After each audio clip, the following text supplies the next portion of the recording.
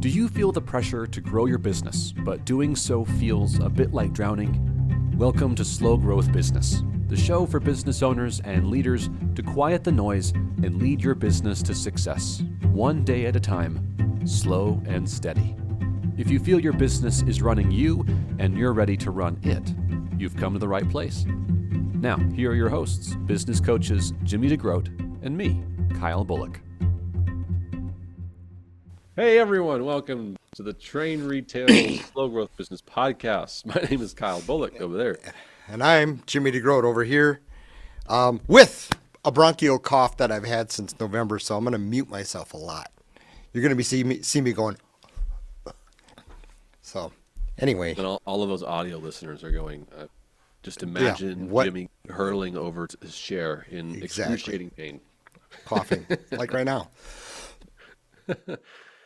Jimmy, while you're coughing, I have a question for us to talk about specifically for all of our jewelry store friends out there.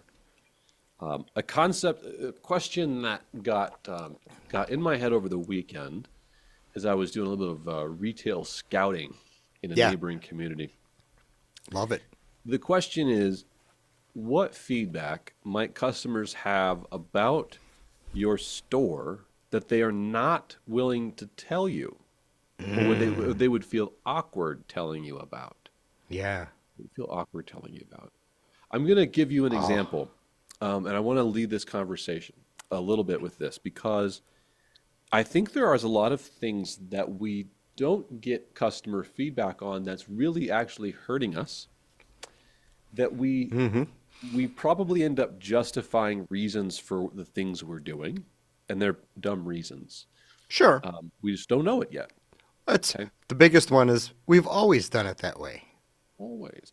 Why would we change? Or this one bugs me a bit. We choose to do things in our store because it is convenient for us to do it that way. Mm-hmm. But that doesn't mean it's convenient for the customer. And in fact, if we do it another way, it causes more work for us. So there's things that we do that might save us time, us hassle and worry.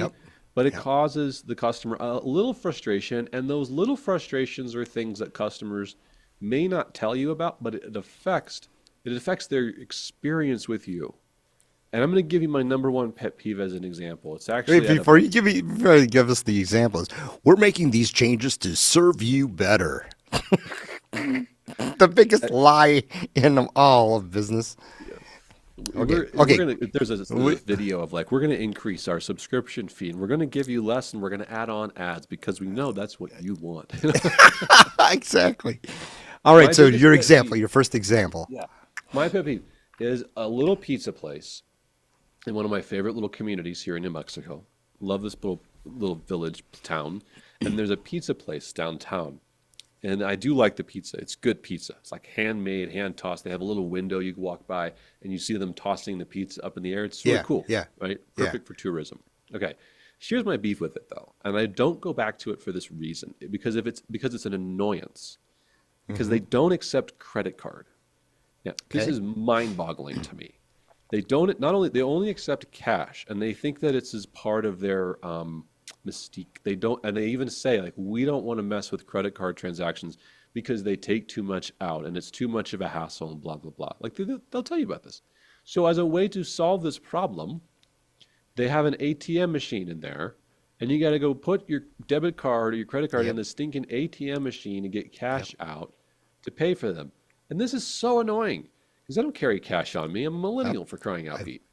And so I don't have cash.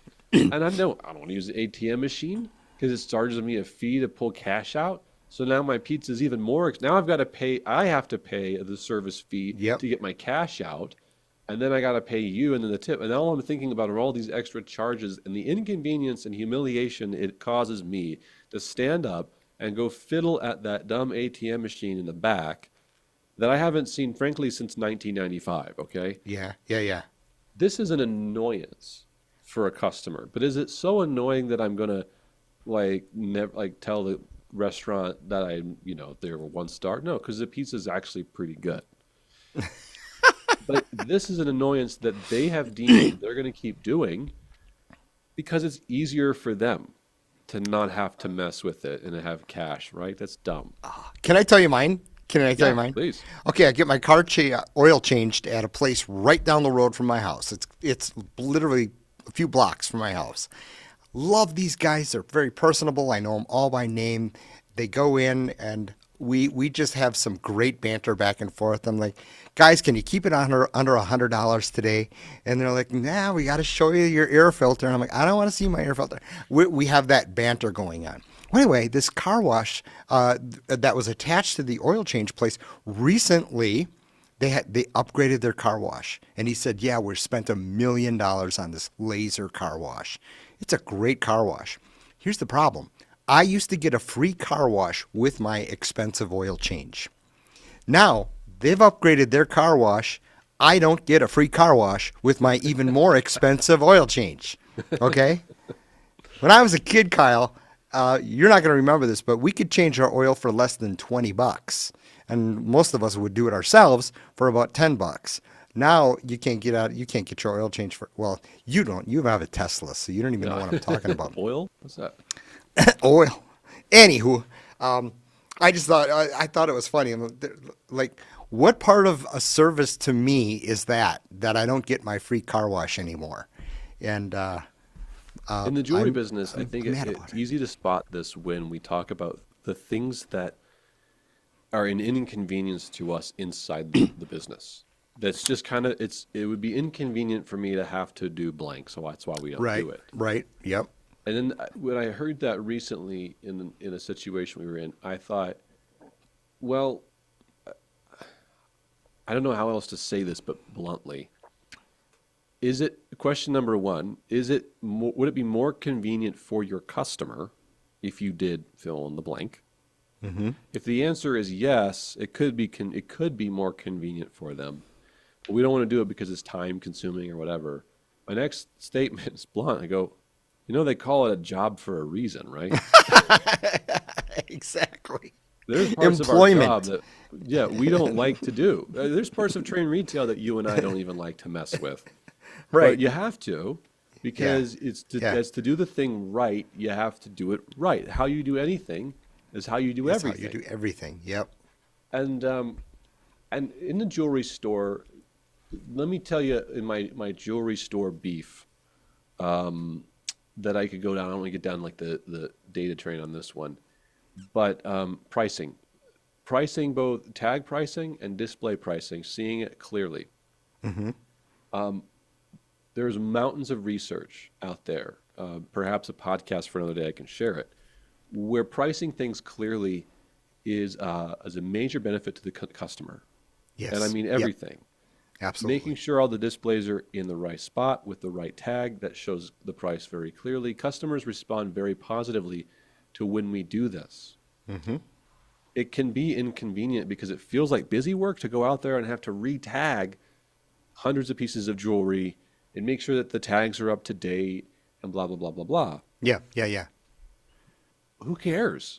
Who cares? It's the customer does, Who cares? right? Why would you put any stops in front of the entire customer experience? And if one of those stops is, they're not going to tell you. They're not going to tell you they're embarrassed. I'm really embarrassed about the showcase because I don't know which one to point to. Because I don't know which one I can afford. I don't know what the cost of these are. Why would you put stops in front of the customers? And so I love the initial question that you had because I think it's I do not know how to arrive at the answer. Did you ask the question, what do people hate about coming into jewelry stores? We didn't ask that directly, but we could. I mean, what is Yeah. it that makes it the jewelry store? What are things that customers aren't telling you in feedback about your Yeah. jewelry store? Because it just might be awkward Right. to tell the owner, hey, I really don't like the fragrance of your Right. store. Yeah. I don't like how we don't see the prices. Yeah. I don't even know that customers always could articulate those things.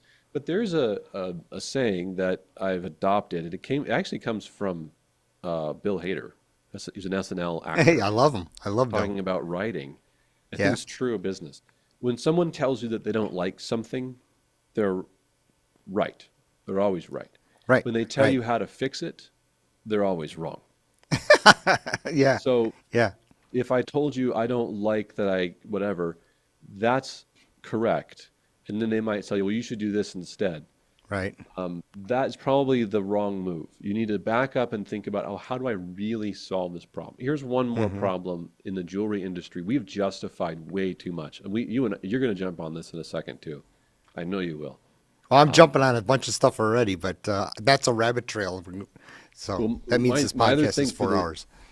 my other thing for the jewelry stores today that really bugs me as a consumer, as a customer, is this over-reliance on special ordering and customizing things. We really, really love the custom game in Oh, jewelry we right now. jump right to it We because love, it's we the love, yeah, easy.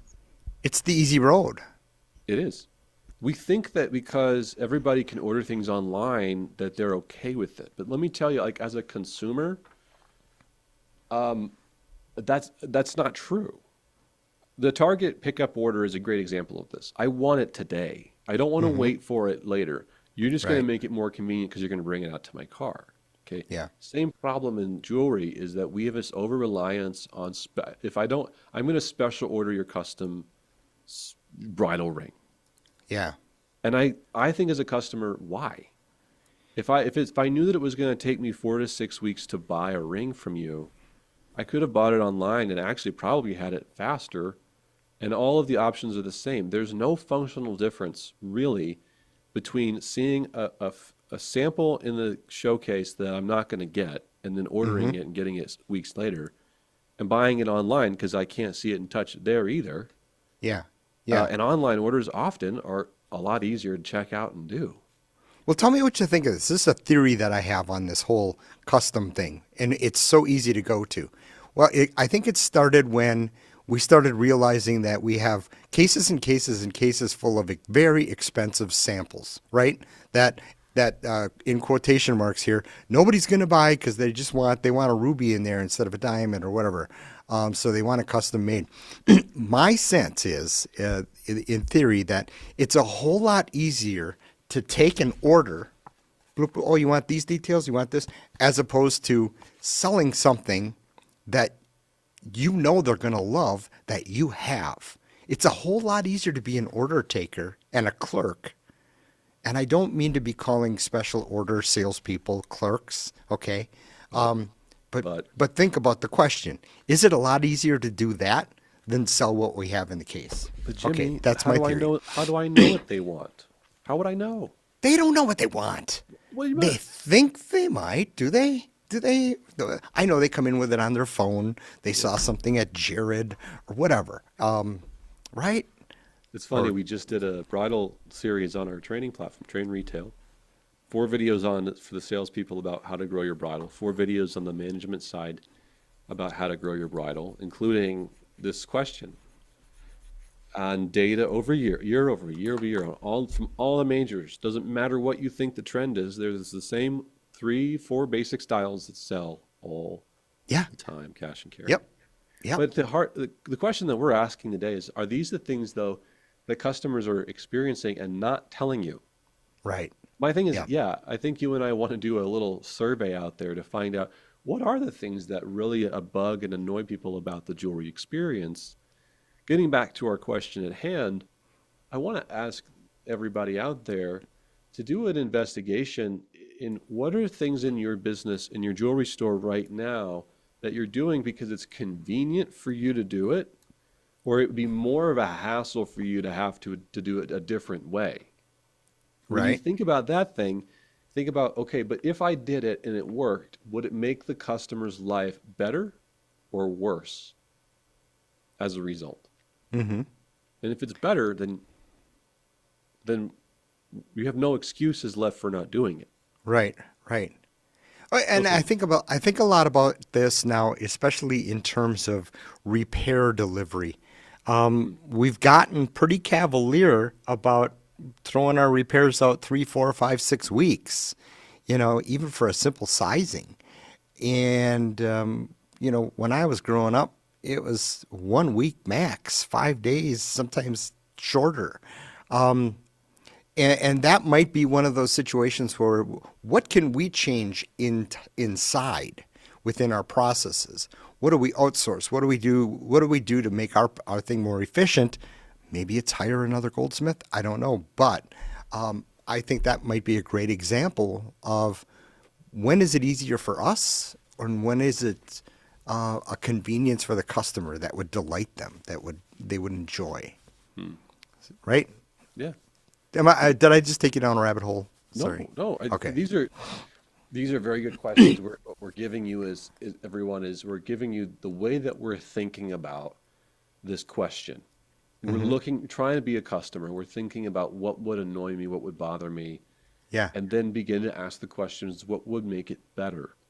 Your job is to solve problems that make it better and better and better. Yep. And are we busy trying to solve problems that don't really exist? There's been a trend going on about putting like bars inside of jewelry stores. You have like a bar with wine and Those kind of bars. Okay. yeah, those kind of bars. And All right. because we want people to like hang out and feel Yeah. comfortable Sure. and this sort of thing. And it was actually one of my staff members brought this up. We were kicking around some idea like this, and they were like, "But I don't want to be a bartender." Mm-hmm. And I go, that's fair. Sure. And her point was, we've never had anybody ask us for this. Nobody has ever asked us. Hey, can I have a cocktail while yeah. I'm here? Glass of Chardonnay, please. Yeah. Being real about the clientele we had coming in, nobody Yeah. was asking for that. Yep. What they really wanted we've discovered was a whole bunch of other things. And Sure. maybe you have people who do want to come in and they want to drink and stuff like Yeah. that. That's fine. But the way that we brought it up as a team was, is this really a problem that needs solving? Yeah. Does it Yeah. really make the customer's life better? Or Yeah. does it just, make it more fun for us or more convenient for us? Every single decision that we should make is in the business is to delight the customer. Yeah. Every Okay, a great example of what you're talking about here. In Rory Sutherland's book Alchemy, which I've just got done listening to and I love it.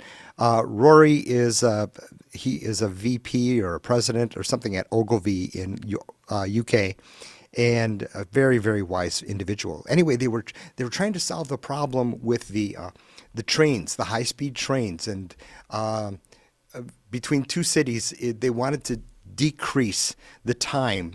So they were going to add more trains, more tracks, increase the speed, have everything with infrastructure and things like that was going to cost billions.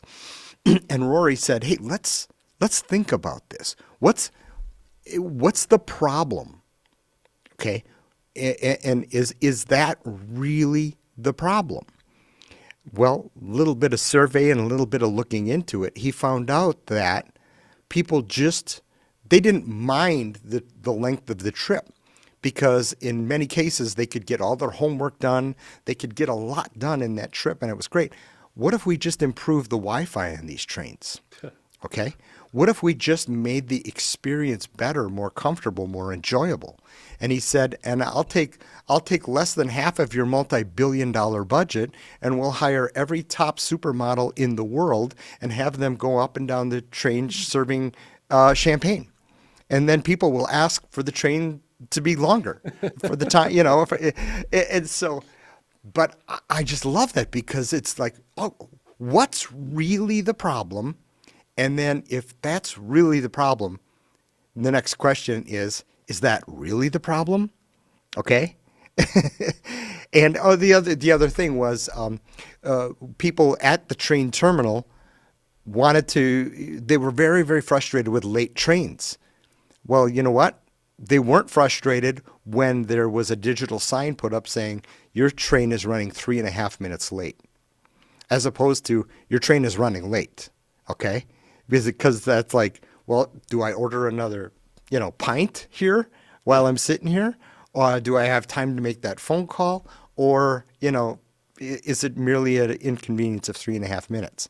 So they solved what they could have spent millions on with just a sign saying, this is when your train's going to arrive. These are lessons I think the jeweler can take home. And some of these things you can rip off directly. Yeah. The train example is a perfect one, where you have an expectation of time. Yeah. where we were just coaching a client moments ago Oh yeah, about yeah, it's about great. the is a lesson we teach on our platform, 10, 12, 2, and 4 Hmm. rule of connecting with the customer about their job.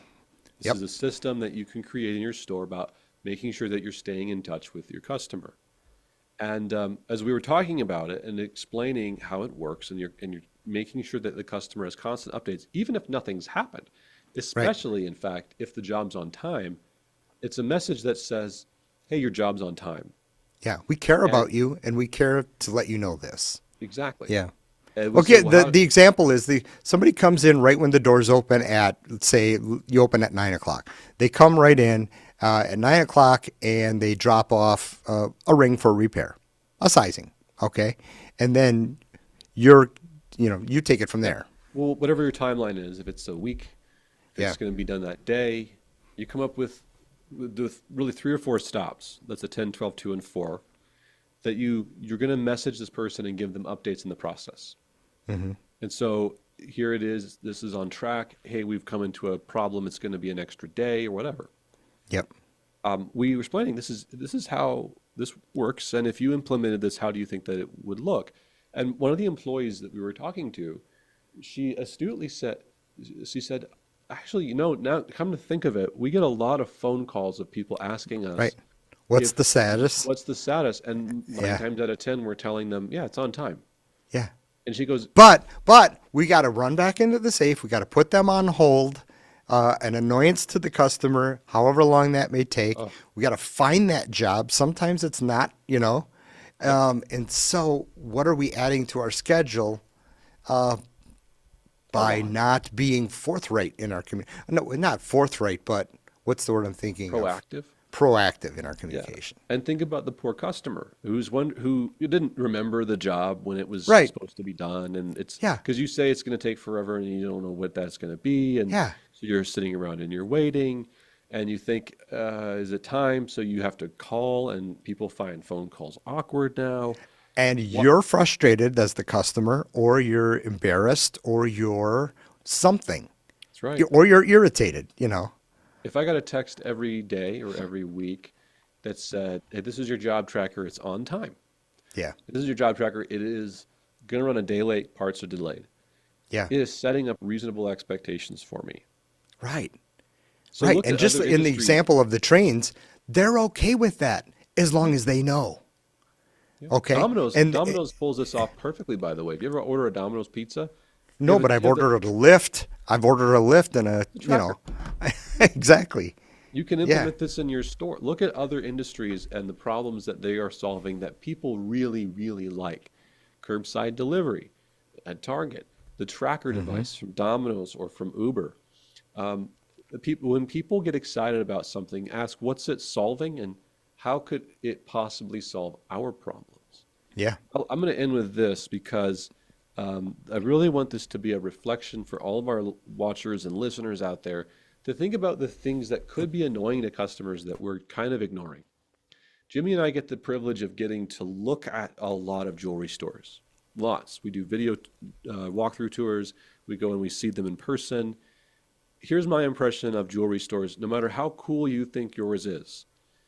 I can count on one hand. In fact, I can count one finger almost, maybe two, in all of the hundreds of stores we've seen that are actually distinct, like Uh-huh. really different. Right. Okay. Yeah. Yeah. Every other one, 98%, y'all are all the same. Yeah. I'm with you too. It's showcases, it's a point of sale, it's all the same.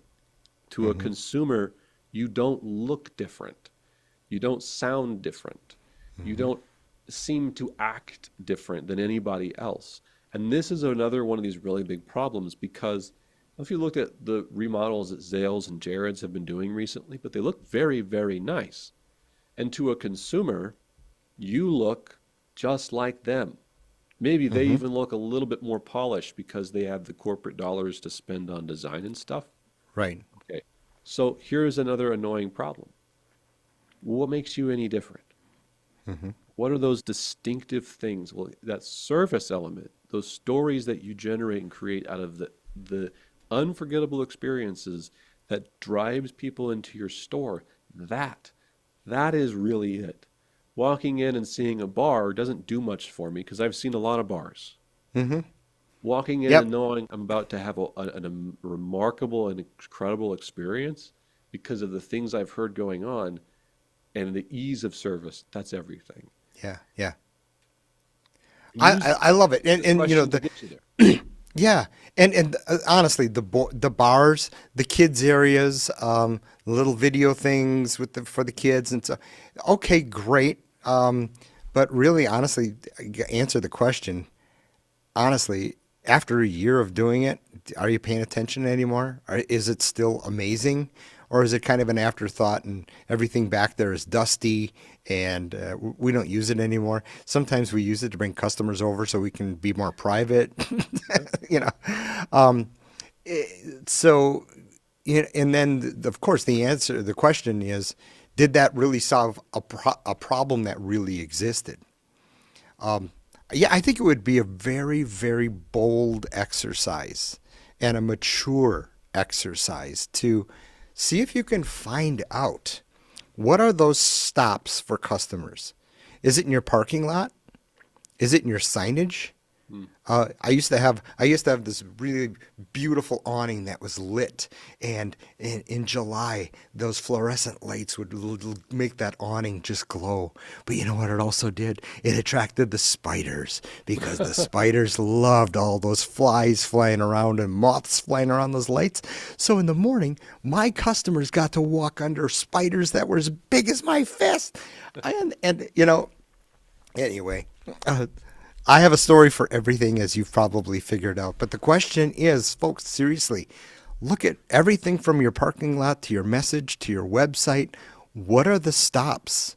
What are the things that are causing customers to go, I wish I didn't have to go through whatever that is, you know? And boy, I think that's like I said, a very mature conversation. And then if you really want to take the next step, please let us know what they are. Let us know what they are, because A, we'd either love to help you work through that, but B, we'd also like to just know what those are, just for the industry and our conversations that we're having here. I'll end with this. If you want some fresh eyeballs, there's such value in fresh eyeballs. At Train Retail, we want to talk to you about being a one-on-one coaching client if you want to take your business to the next level and help you identify those areas of your business that customers might find annoying or weird or awkward, but they may not be awkward enough to tell you about it, to say, I have a complaint. They will probably walk away and not say something, and that's the worst. When we have a problem that customers experience, but we don't really know what's going on because there's not enough feedback. Yeah. We need that outside feedback. So if you'd like genuine outside feedback, your first meeting at Train Retail is free. Free. And if you want, I'll tell you how to get the most out of this. You can steal our time, okay? You can waste our time. I have an with idea it. too. Take your phone. Yeah, that was my idea. Go landscape, not portrait. Go horizontal. Start from the outside of your store. Walk in, pan to the left, pan to the right, so we can see the whole thing, and then take us on a tour of the cases. Yep. Set up a meeting with us. It's free. Your first meeting with us is free. And we will do a video walkthrough, and we'll give you feedback from the lens of a customer. That's one of the things that we do a lot of. And we will give you probably some surprising bits of feedback by giving you an outside perspective that you get to see this business every single day, and it might be a little too close for you to really be objective. So let us be that for you. It doesn't cost you anything. Yeah. It doesn't cost you anything, and normally that would be a store visit that would cost over $6,000 plus travel and blah, blah, blah. So that would be, and my recommendation on that is start out at the parking lot. Start right where the customer gets out of the car, because that's my favorite part. So anyway, okay, Kyle, I don't want to stop talking. By the way, did you guys ever notice that whenever Kyle says, and I'll end with this, I just keep going. He keeps talking. That's my fault. That's because I have one more idea. I have one more thought. Save it for the next show. All right. Save it for later. All right. See you guys. Bye. Bye. We hope you leave this episode a little better than when you first began. If you'd like more resources to grow your business slow, steady, and consistently, check out our on-demand video catalog at trainretail.com. Or if you have a question or frustration we can help address in your business, write to us about it. We love to help solve big, ugly problems. So hit us up at kyle@trainretail.com or jimmy@trainretail.com. Good luck out there, and we will see you next time.